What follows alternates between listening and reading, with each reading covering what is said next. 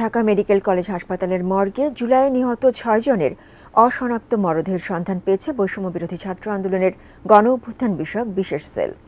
বিকেলে Dhaka medical college হাসপাতালের জরুরি বিভাগের সামনে এক সংবাদ সম্মেলনে গণ অভ্যুত্থান বিষয়ক বিশেষ সেলের সম্পাদক হাসান ইমাম জানান, শাহবাগ থানার পক্ষ থেকেও নিশ্চিত করা হয়েছে মরদেহগুলো বৈষম্য বিরোধী আন্দোলনের সময়কার।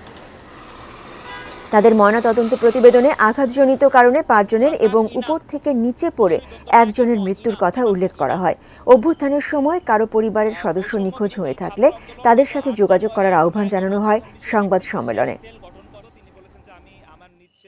রেখে দিয়েছি আর তালিকা শহীদ তালিকা পূর্ণাঙ্গ করা এবং তালিকার মধ্যে যে বিভিন্ন যারা মানবাধিকার বিরোধী অপরাধী। আমাদের সেলের এই লাশ বিষয়ক যোগাযোগের নাম্বার 01621324187। দেখেছি যে মাথার খুলির এক পাশে কিছু অংশ নেই এবং শরীরের বিভিন্ন জায়গায় ক্ষতর স্থান, তো সেগুলো দেখে আমাদের ধারণা হয়েছে লাশগুলো হচ্ছে গুলির কারণে শহীদ হয়েছে।